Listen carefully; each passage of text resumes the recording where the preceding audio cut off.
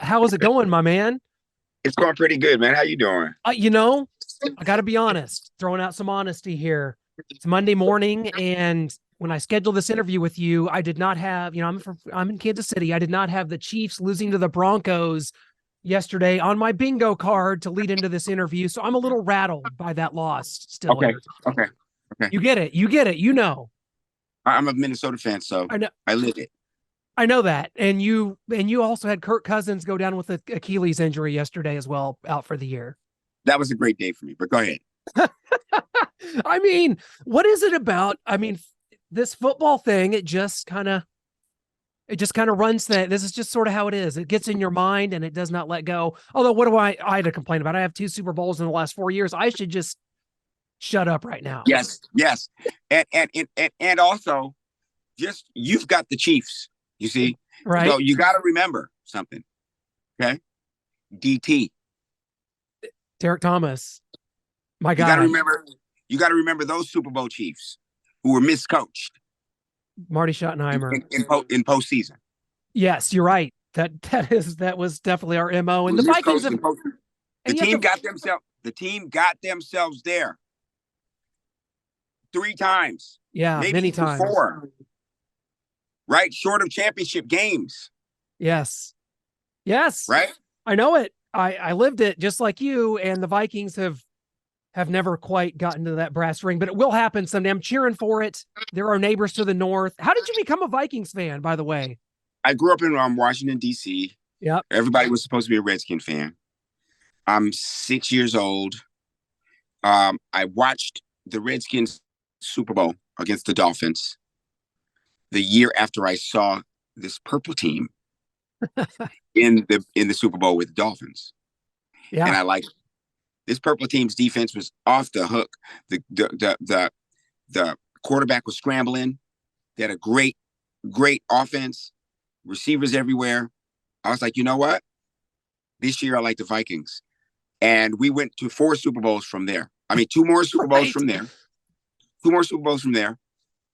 As a kid, I couldn't have bet on a better team because I won more often than anybody in the whole neighborhood because we always won our division. We always won the NFC championship. I mean, what can I say? Wow. That's crazy. And you were just on with Shannon Sharp a couple weeks ago, Yes, on his podcast. What was that like? That was a great interview. I was blown away by that. I mean, speaking of football and just life, it was really a full circle for moment for both of us because in my career, movies, TV, and doing the things that I do, I came in touch with Neil Smith.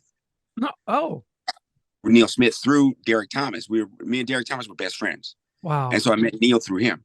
And so when Neil went to Denver, Neil said, hey, man, I need you to be up here for the games with me. So I was up there at the games. It became a lifestyle for me, Denver. You know what I mean? So he had left KC, gone there, done really, really, really well. Won 2 Super Bowls, Shannon sadly. Shannon was one of the players. Sure. Shannon saw me all the time there. A So what's his TV nemesis. movie star? What's his TV movie star doing at my games? But he really, you know, and that's how it worked out. Who knows? I that's incredible. And I'm still you've said some triggering things already, Tommy. That's another one. Neil Smith going to Denver and winning 2 Super Bowls is also triggering. But I'm just gonna have to let that stuff go. I just am because It's still triggering. Yeah, you're still hurting. And what happened to tight end last night? Is he hurt? Travis Kelce. Yeah. Well, no, he had 50 yards in the first half, needed just 21 to break the Chiefs' all-time receiving record, got none in the second half. The Chiefs' offense was lifeless. Taylor Swift wasn't there. It was a mess. Right. You got to Get it. Hey, let's credit Denver's defense. We have to. We do. And the Chiefs have beaten the Broncos 16 straight times. It's really hard to do that. And we'll see kind of how things go. But Tommy, this is such a pleasure. And I'll tell you, on this show's called On the Road to Rock.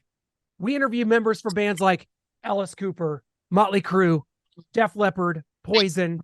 And now, because we love to make it as well-rounded as possible, we go around to all genres of music, whether it be country, hip-hop.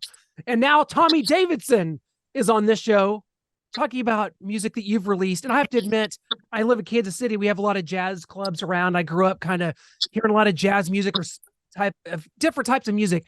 These songs that you've released, Tommy, are tremendous.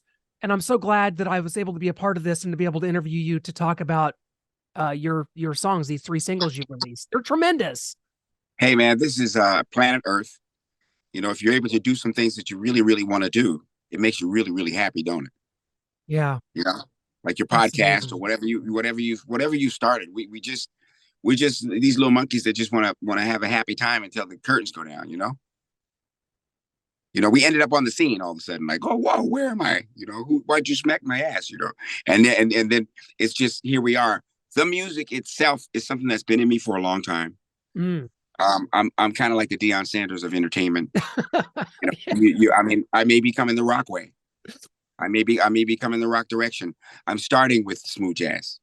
I'm an entertainer, and I'm a singer, musician, producer in music as well. So what that means is this is the beginning. You know, that I can't even I am gonna probably finish the song I'm doing with Stevie Nicks. Well, the song that I'm putting together with Stevie Nicks,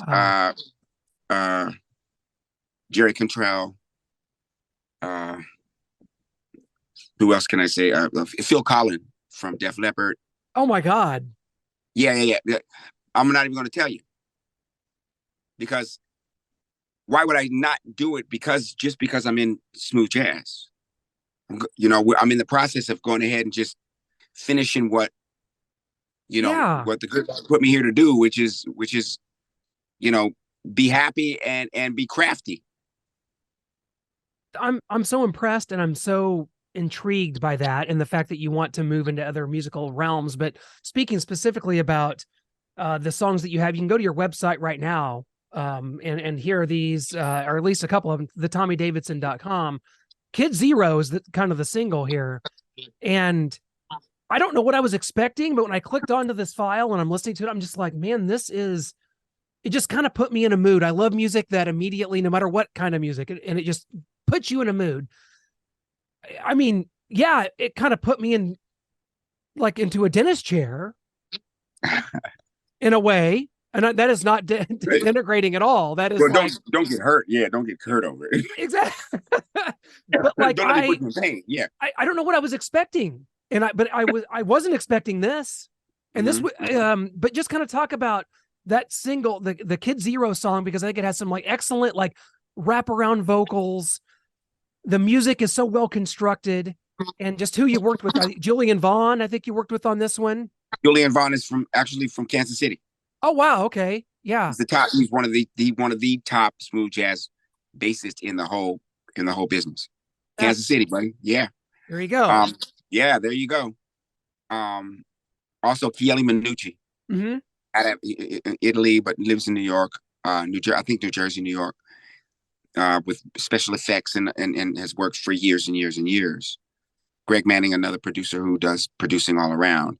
The bottom line with Kid Zero is Kid Zero fits that listener. Kid Zero fits the listener that likes to go on journeys in their head. Yeah. Or loves the mellow side of it. You know, I happen to be a freaking platypus and like it all, you know. But I can groove with anyone. Kid Zero actually was my my sort of gift to me. Kid Zero's me and you, philosophically, because I can't be here and be knocking on this wood here if I'm nothing. I can't be something if I come from nothing. I mean, and when you count to one, you can count to infinity, but where does it start? It seems like nothing but what, right? But this is also the cover of the song has John Brown on it. John Brown, the abolitionist. Okay, I was left in the trash when I was a baby. I was found randomly by a white woman out of Wyoming and Colorado. That made me Kid Zero there. Okay, joining us Kid Zeros. But here's the big part. John Brown took his whole family out of Missouri and took some friends out of Kansas And they went down and were going to abolish slavery themselves. Went to Harper's Ferry. They get slaughtered. His sons, he lives. They're going to hang him. And that painting on the front of my cover is a small African-American child kissing him on the cheek. And at her feet is all these black and white children. We're all Kid Zero. That's amazingly powerful. And I did the song to spark that spirit in us, because nobody really talks about, the news never really talks about the well-meaning white people in this country, or the white people that don't have a racist bone in their body. It just says this happened and that happened and that, and this and that, but it's just not true. You look at that painting, and even back then, we were just like me and you right now. That's so powerful. And that's what Kid Zero's about. Man, Kid Zero's about that. That's thought-provoking, and that's like goes beyond music. And I think that's and the art, like you said, I was looking at that on your website, thetommydavidson.com, and like that scene is kind of circled, like the man kissing the child is like circled and like in red. Yeah, Kid like, Zero. Yeah. And Chief Red. Hey, maybe Kansas Red. Maybe Kansas Red, because music does that, right? Carry on my wayward son. Well, there'll be peace when you are done. Don't let you weary get to rest. Time to cry no more. That's, Kansas is like 6 miles that way, and we don't acknowledge that state here in Missouri. We're linked. No, yeah, it is. The other songs too, I want to get, because like you have I Know featuring Richard Elliott, Sweet Reunion featuring Dave Koz. These songs, do you feel like these songs are kind of intertwined in a way? You talked about the meaning of Kid Zero, but do you feel like these are story-wise kind of intertwined in some way? Yeah. Everything that I do has some kind of a relationship to my journey, and my journey is connected to everyone else's. So with Sweet Reunion, my mom, she passed away, and I had a daughter recently, 2 years old. So I've always loved this song, Sweet Reunion by Kenny Loggins, and I've wanted to record it since 81. No, 91, and I finally got it done. And what it means to me is my mom coming back to me through my daughter. Oh, you see, so the song was so fitting, and me and Dave Koz became friends because I was on his smooth jazz tour doing comedy, and he noticed that I was musical. So you should get into some music. He didn't know I was already in it. I've been a singer since I was a kid, but when I gave him the track and I said, "Hey, you interested in being on this?" He said, "Yeah." And so Sweet Reunion came to be, and Sweet Reunion is for everyone. That's interesting. The Kenny Loggins aspect, I didn't put that together. Kenny Loggins, a yacht rock, Sirius XM superstar that must be respected. I love Kenny Loggins. I have to be honest. I love 80s soundtracks, and Kenny Loggins is the king. Kenny Loggins is one of the greatest American songwriters, is what he is. Taylor, we go on and on and on. Genreless. This is the reason why I got into it. I look at your backdrop and all things good. You know what I mean? That's what I'm going for. Even the Hulk Hogan down here. I try to. Come on, man. All things good. All things good, right? Well, so what kind of music were you listening to growing up? Obviously, everything is the answer to that is everything. Right? Everything. Yeah, if you grew up in the 70s, there really was all these categories. Yeah. It was AM and FM, and if you can get them to come in clear in your bedroom, then you listen to the music. And that was everything from Rod Stewart to Earth, Wind & Fire to whatever was there. Kool and the Gang. All the stuff that we know together. And these now it's not really spread like that because you can listen to just what you like, and that's it. But if you don't listen to something that you don't think you're going to like, you'll never know if you're Yeah. going to like it. Yeah, you're right. There was a lot of even when I grew up in like the 80s and early 90s that you listened to the radio, you didn't have the opportunity to just seek out and make your own playlist. You could make your own mixtape. That took some technology and some advancement. I didn't quite reach that level for a while. Took some time. Took some time. I didn't have any girlfriends to make anything for. I don't know. But yeah, you're right. That is interesting because today it's also accessible. And yet also like a lot of people like me, we had Jesse James Dupree from Jackal on a few weeks ago. And he asked me, he goes, when's the last time you listened to an album front to back, any album? And I was like, I don't know. That's sad in a way that I haven't taken the time to sit there and listen to anything, just, all 10 songs and it all tells a story. Yeah. Or yeah, and that's the kind of way we consume music. And that's kind of sad. Yeah. But we're here now. I'm sure when a car came around the corner, all the people on horses were going, look at that contraption. Probably doesn't even go up hills. Probably doesn't even go up hills, man. And it probably didn't then. But now cars are named after horsepower. So there's no reason for us to be sad because new things are happening. True. It's just expressing and communicating value. There's value in a horse because a horse can still do things a car cannot. You see? Yeah. So there's certain value there, right? So what we can do as entertainers and communicators like you, we can start to point out the value in things. You see what I mean? Absolutely. And that's what should be focused on more. And you're right. Do you get, of all the things you do, acting, stand-up comedy, music, is there the gratification that you get from the music side of thing? How does that stack up with being on stage with 10,000 people and just everybody erupting, or being in a movie scene that's iconic, or being in a comedy sketch that people are still watching on YouTube a million times a day? How does the music stack up with that? Yeah, it's just with all of it because I love it when I'm by myself. Yeah. I love entertainment. I love it all when I'm by myself. So to be able to do music, I mean, I entertain I'm entertained by entertainment. So it's just for me to actually be doing this one. Like, for instance, I'm a kid watching cartoons my whole freaking life. Now I'm doing it. Yeah. Now I'm doing them, but I'm watching them too. They're part of me. Everything that I do is actually a real sincere part of me. That's rare. It's rare that people get that opportunity to express themselves in that way. Mm-hmm. That's exciting.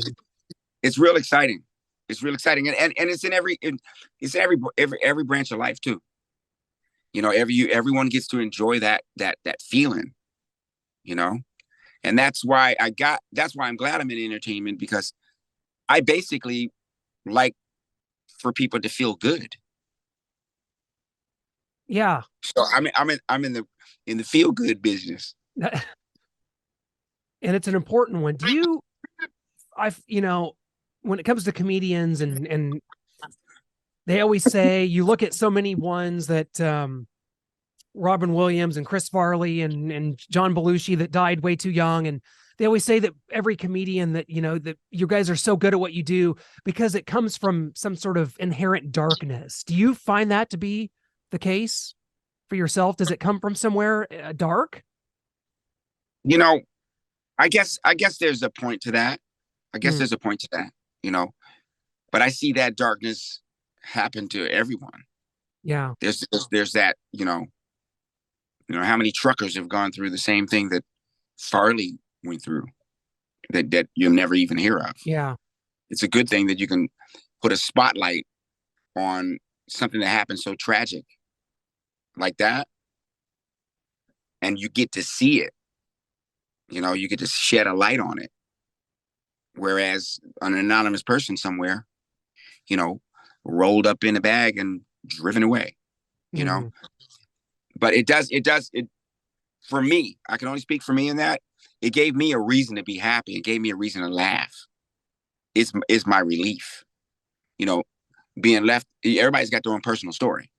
Mine is I was left in the trash can as a baby. Someone else Mhm. is different, you know. And you know, we're living in, you know, two worlds, dark and light. You know what I mean? And we'll all pause and get real silent when we go, why are we shooting? Why is this public Mhm. shooting happening? And Right. why isn't anybody doing about gun control? Why is everybody so afraid of them? You know, and then things get like, uh-oh, it's Halloween again. So thank God we got the game last night. Thanks God we got, you know, Kid Zero. Thank God we got, you know what I mean? Yeah. So it's there is a point to it, but I think our society is like that. We got to talk about In Living Color because I got to talk about the importance of that show and what it did for me. I grew up in a small town called Clinton, Missouri, about an hour from Kansas City, Okay. about 8,000 people. You know, I didn't know much growing up, small, tight knit community. I watched Saturday Night Live and I enjoyed it. I loved that era. But there was something Mhm. about In Living Color that it's almost like it opened up a new door for me. I was able to see things in a new light, like just that style of humor. There was an edge to it. The talent that was a part of that show, yourself and David Allen Greer and Jamie Foxx and on, Keenan Ivory Wayans. This show, I think, for so many people, subconsciously was so important because I think that the edginess of it, the I'm a bigger fan of it than I am Saturday Night Live, and that was like to me the peak era of Saturday Night Live. But what you guys did in those sketches, and I think it opened up so many people's eyes to just a different style and a different type of. I mean, this is like when Michael Jordan and the Bulls are going strong, and there's so many Right. things that, like I was becoming aware of. You know, I was 7 or 8 years old when I started watching it, so do you hear that a lot, that like a lot of people that, you know, maybe were from small towns or from that didn't weren't like just culturally appropriated to everything that in the world? I love that word. I'm not thinking about use that. Please do. Culturally appropriated. I like that. Do you think that that's the case for a lot of people? I mean, it was for me. So have you heard that before? Is that something that you take, you know, as an important thing? Yeah. It's the reason why the show did so well.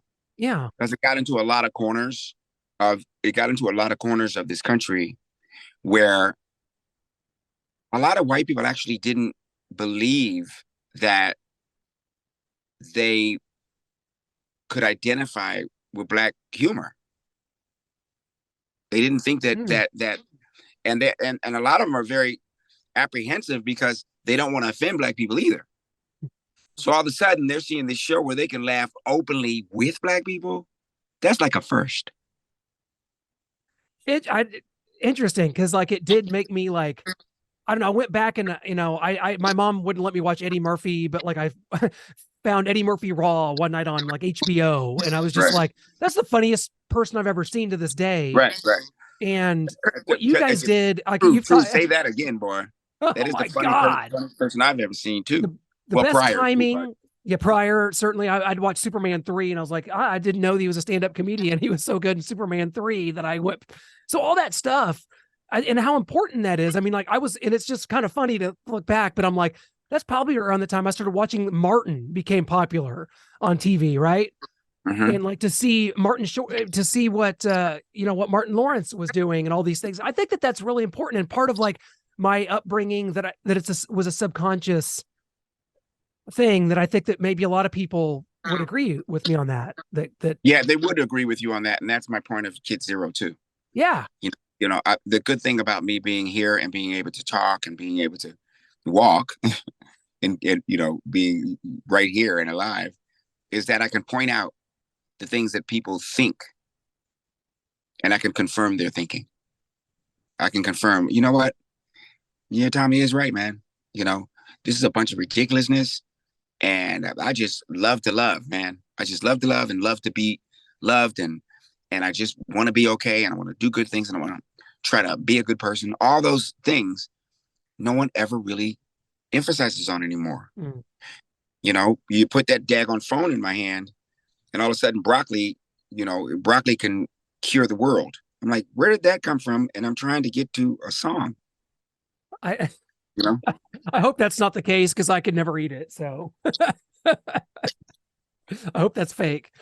Um, you did Ace and Main Man. That was my jam back then. Like Tupac being on there. Like what was that like? Shooting that part because like the whole people don't remember Ace and Main Man. You guys were like concert Oh bouncers. yeah. You never let the right people into the show. It was hilarious, but and you wouldn't let Tupac into his own show. And what was it like? Did you get much interaction with Tupac? And what was that like doing Yeah. that? Tupac actually was a really cool person, man. He was really he's really kind of shy to me. You know, he I just heard was kind that. of he was really kind of, hey, how you doing? Like, man, I'm a big fan of yours. And, you know, and I'm like, man, thank you, man. Thank you. You know, he was very respectful, very, you know, he was much Yeah, younger he than was me. so young. He was like 22 or So, 3 years old. yeah. You know what I mean? So it's like, for me around the way, he's a shorty, you know? So it was just good to work with him, but he was a superstar Yeah. already. Like he was already on his way. You know, Yeah. it wasn't maybe a year after that that he became, you know, international star, man. Yeah. I couldn't remember if that was before or after Above the Rim came out because I love that movie. It And was I could, after. It was it after. was after. And they just cut his killer, I think, which is insane. I Hmm. hope that's the right person or what. Like, that's insane. Yeah, I me just too. I blew hope it's my the right mind. one. Um, Yeah. you've talked before about kind of your relationship with Jamie Foxx. That's been in a lot of interviews and things, but I've never heard like how it was with James Carey. We have to call him James because that was his name on In Living Color. Uh, no, that's probably one of my best friends right there. We were friends Wow, before in Living Color too. really? Yeah, we were comics at the Comedy Store. All I can say is that, you know, he's a really neat guy, man. And he's a funny mother. I mean, he goes the whole way. He goes the whole way. We're lucky to have him. Did you Everybody. did you ever? I mean, being around all these the Comedy Store, you know, I'm a big Pauly Shore fan. Well, I shouldn't say big, but I did enjoy like the '90s era Pauly Shore.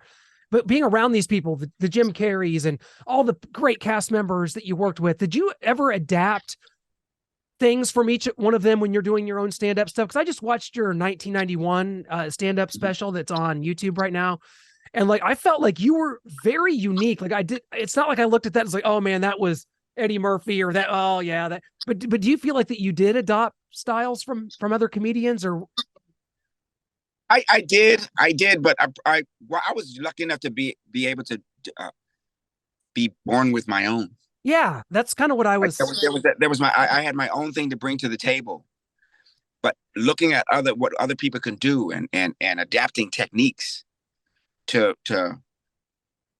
enhance what I already had naturally, and then work for the actual technique of doing stand up is what gave me my like performance excellence. And you're continuing that on here into next next week, or no, later in Hold the on, week. It's hold on. Bear wants to say hi. oh, Say hi, hi, Bear. Say oh my hi. goodness. Hi. Hello. Okay. There's a cutie right there. That's your Yeah, 2-year-old right there. Oh, yeah, she had to make her appearance. I'm We were already talking about her anyway, baby. we did. I'm so You want to go glad to the cake out with me? Ask her, baby. Cake pot with daddy. that that is a it's hard to how do you go from there? It's like that's hard to go on from something as amazing as that, but we'll sure try. She's so cute. I You want to got look some up the town and find out the history of that town. of Kansas City. Yeah, of Missouri. Oh yeah, Kansas. Yeah, Missouri is No, your town, the town oh you came from. Clinton. Yes, Clinton, Yeah, Missouri. I'm interested. I'm Please. wondering if some of the guys from there didn't go with John Brown. Oh, it's possible because you know, Osceola was a big part of that. Osceola, Missouri, if you read a lot of the Civil War history, was a big part of like the Kansas Missouri border skirmishes. So Clinton, Missouri is only 30 miles from Osceola. It definitely does. Gotta be. And I just thought it was marvelous that, you know, here's these like really, really, uh, let's say, not rich white families that Yeah. have brought themselves to the point where they can have statehood. Yeah. They've made enough agricultural resources. They've done enough to do all that. But they say they don't want a part of that. They don't want a part of that slavery thing. Sure. You know what I And mean? It's just still is it's still amazing to me. And they were willing to fight for it. and Missouri is one of the, if you look at Civil War history, the craziest state, because 70% of the state fought for the Union Army, 30% for the South. So it was very divided. And if you ever get to Clinton, Missouri, go to the museum. My grandma, 88 years old, Mimi, is a guide there, and she would be glad to take you through and give Peter. you all of it. Give Oh you man, all. that you make my whole day right now, man. She would be glad to do it if you're ever in town. I know you got some tour dates coming up, but you're going to be in Oh, yeah, like yeah. I don't Florida see myself. and some Yeah, Chicago. I I don't mean, see myself in Clinton. Yeah, yeah. I don't see myself but in that's Clinton. what you got some dates coming up. That's going to be a blast. Is Cat Williams on some of these or on all of them? It is Cat Williams. It is Yeah. Cat Williams. For that tour, just go to what is that? thetommydavidson.com Yes. for all my concerts and stuff like that. I'm still a stand-up. I'm on tour for life. So, I can't tell you like what this has meant. And I really like want to continue to put light on everything that you do, but specifically, the music, because, this could be for a lot of people, a first chance to discover what you do. And I want that yeah, to certainly be the yeah. case. So that the songs are there on the website. I assume that they're available also anywhere Anywhere Spotify. yeah. Yeah. Spotify, Apple, anywhere where you get your music, just put in Tommy Davidson. You'll see a couple of clowns attached to me, but I'm in the middle. I'm in the middle, and just give it a listen, man.